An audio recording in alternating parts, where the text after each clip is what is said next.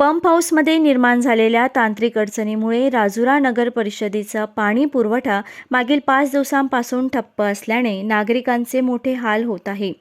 विशेष करून ज्या नागरिकांकडे नगर परिषदेच्या पाण्याव्यतिरिक्त दुसरा पाण्याचा सोर्स नाही, त्या नागरिकांना पिण्याच्या पाण्यासाठीही भटकंती करावी लागत आहे।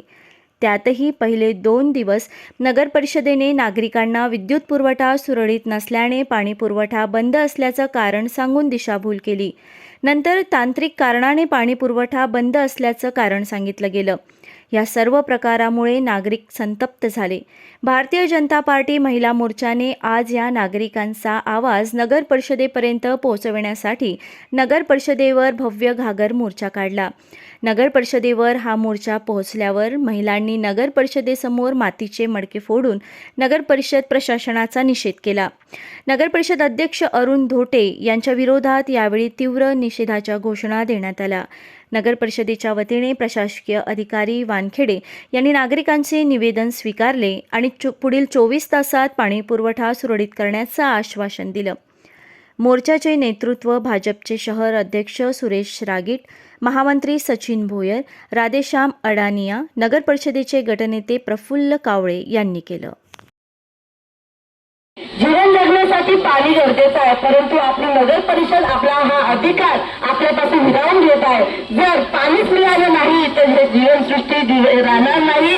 आपल्याला पाण्याबद्दल आपण पाण्याच्या मोबदल्यावर कर देतो, परंतु त्या मानाने आपल्याला पाणी येऊन राहिलं नाही। पाण्याची लेवल असून सुद्धा आपल्याला पाणी देत नाही। पाणी हे विकलं गेलं आहे, त्यामुळे आपल्याला पाणी मिळत नाही। त्यामुळे आपल्या राईटचा हनन होऊन राहिलाय, इम्प्रुव्हमेंट होऊन राहिलाय। म्हणून विनंती करते की आम्हा सर्व नागरिकांचा हा जो मूलभूत अधिकार आहे तो मिळाला पाहिजे, त्याशिवाय आम्ही शांत गप्प बसणार। पाण्याचं प्रमाण एवढंच असतं, पण कराचं प्रमाण एवढं मोठं असतं। महिन्याला वर्षाला सामान्य माणूस एवढा कर देतो, तर त्याच्या मोबदल्यात त्याला पाणी किती मिळतं? नळाची एक बाल्टी भरतपर्यंत त्या बाईला घरात राहावं लागतं आणि काम धंदे सोडून पाण्याची वाट बघावी लागते। एवढंच काम फक्त नगर परिषदेने आपल्याला ठेवलंय। आमच्यापर्यंत अशाच तक्रारी आल्या, पाणी येतं पण किती?